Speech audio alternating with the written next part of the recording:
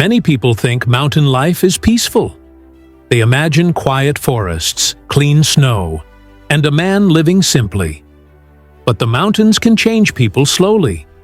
They take a little at a time. They take warmth, energy, calm, and even memories. For some men, that change stays in their eyes forever. That is what happened to Marty. Marty once appeared on television. He was known as a strong and skilled mountain trapper. People respected him. He survived winters that would break most men. He knew how snow hides danger, how rivers move under ice, and how animals behave when the cold is deep. But after many years in the wilderness, he left television and disappeared quietly.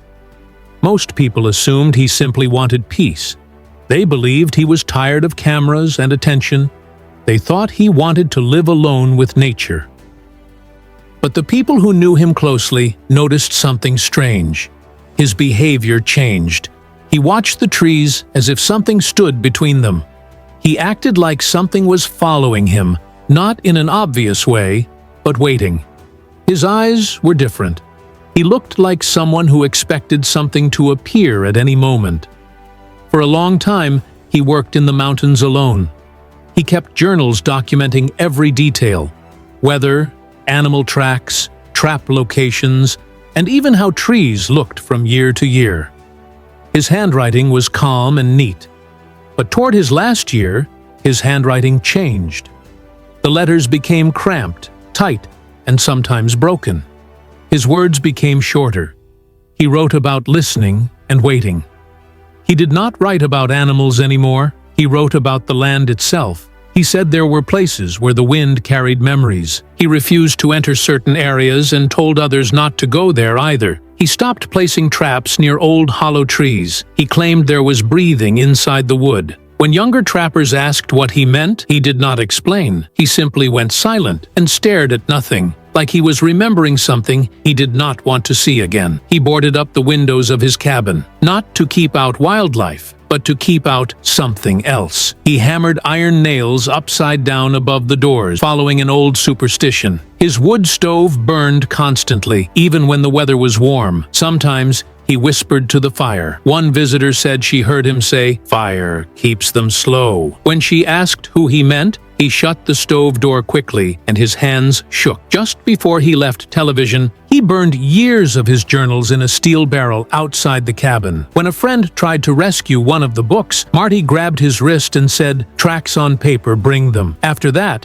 nobody tried to stop him. Then Marty disappeared. He stopped going to stores. The smoke from his cabin stove no longer rose. His mail piled up untouched. There were no social media posts or phone calls. When people finally entered his cabin, they found only one message carved into the tabletop. "I heard it call my name. Twice is too many. Do not follow where snow falls uphill." From that point on, people believed Marty had seen something deep in the wilderness, something that changed him completely. He once said that the silence in the mountains was not just quiet, it was something listening back. The deeper he went into the wilderness, the stronger the listening became. At first, he noticed echoes returning too late, or changed slightly, like something was repeating him from far away. Snow sometimes fell in strange directions, as if it were being breathed out from something invisible. He often heard footsteps walking behind him in perfect rhythm with his own, but when he turned, nothing was there. Shadows moved without wind. He heard noises like a short, sharp cry, almost human,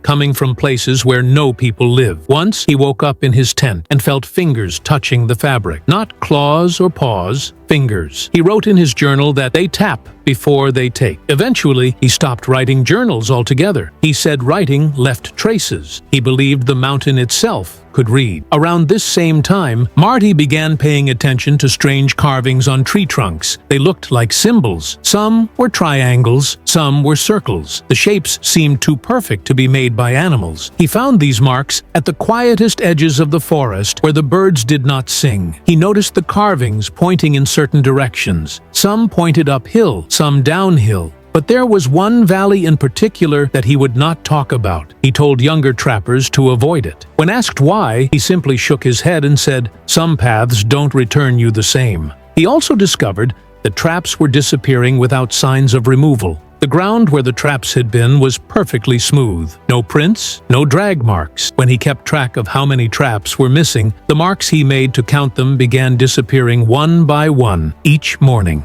As if something was counting with him, but counting backward. The snow also began to show strange depressions, too wide and soft to be animal or human prints. They appeared in patterns counting down, one less each day. Marty believed something was waiting for the number to reach 0. The most frightening place Marty described was what he called the circle. It was a small clearing with 12 very old iron traps arranged in a ring. Around the traps were chairs made of antlers set in a perfect watching formation. In front of each chair was a bowl of warm ash, as if someone had been there recently. But there were no footprints, only small, strange impressions between the traps, like something walked barefoot but never touched the metal. One night, Marty heard all 12 traps snap shut, one after another, from miles away. When he returned, they were closed and the bowls were filled more than before. One of the antler chairs had a new mark on it, as if someone had been sitting there. After that, he refused to speak of the circle again. And then something else began appearing near his cabin. At the tree line,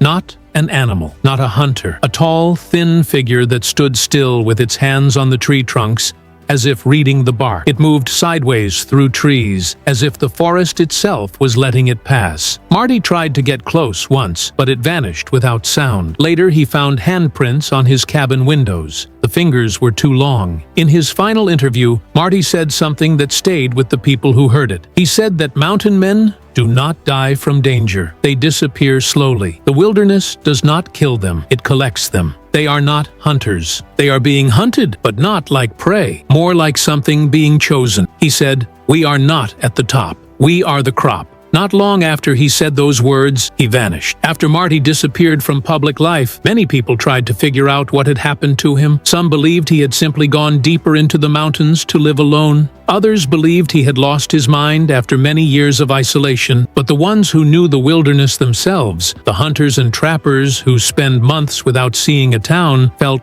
something different. They believed Marty had seen something real, something that does not show itself unless you spend too much time in silence. Search teams went to his cabin. They found it empty. The air inside felt cold, even though there was firewood stacked neatly beside the stove. There was no sign of struggle, no note, no spilled food. Everything looked like he had just stepped outside for a moment, but he never returned. On the table, carved deeply into the wood, they found the words he had left behind. "I heard it call my name. Twice is too many. Do not follow where snow falls uphill." The message was simple, but the meaning was heavy. Snow cannot fall uphill. That does not happen in nature. So whatever Marty meant was something not natural. Sometime after, people began remembering conversations they had with him near the end of his time in the mountains. He spoke about silence, as if it were something alive. He believed the quiet in the wild was not empty. He said it was like a large presence waiting for sound. He said, if you listen long enough, the silence listens back. He said, it learns your voice, and once it knows it, it can call it. Marty felt that something in the mountains was watching him long before he ever saw a figure. He noticed patterns first. Trees bent slightly uphill, as if they were being drawn toward something. Shadows moved without wind. Birdsong stopped too suddenly. Trails led him in circles. Sometimes he found his own footprints ahead of him, as if he had already walked that path before. He believed the wilderness had memory. And when that memory became aware of you, you were no longer just passing through. You belonged to it. There were many strange things he documented before he stopped writing. He noticed that the marks on the trees were forming paths. They pointed the way to the valley he refused to enter. The deeper he went, the sharper and more deliberate the carvings became. They formed patterns that felt like direction rather than decoration. Something was guiding the movement. Not animals, not the weather, something else. He also noticed that his traps disappeared in a pattern. They did not vanish randomly. They vanished in a sequence. And when he counted how many were missing, the number counted down. 13, 12, 11. Even when he slept, the number would be smaller by morning. It was like a clock running backward. And Marty believed that when it reached 0, something would happen to him. This fear grew stronger when he started hearing voices near the ridge behind his cabin. The ridge had an unusual sound pattern. Echoes did not travel outward. They folded inward, like the mountain was swallowing the sound. Marty heard soft murmurs there at night, not recognizable words. Just the sound of many people whispering together, close enough to sound human, far enough to not understand. He tried to record the sound, but the silence on the recordings was flat, not static, just blank air, as if the recorder refused to capture it. And one morning, the recorder was placed outside his cabin window, as if something had carried it there. This was when he saw the figure more often. It did not act like an animal. It did not hide. It simply watched. It stood just far enough that Marty could not see its face. Its hands rested against tree trunks, fingers long, thin, and spread wide. Marty said the figure moved like it belonged to the trees. It did not disturb snow when it moved. It did not cast a clear shadow. It did not breathe invisible air. It simply shifted shape between trunks, always watching, always learning him. One night,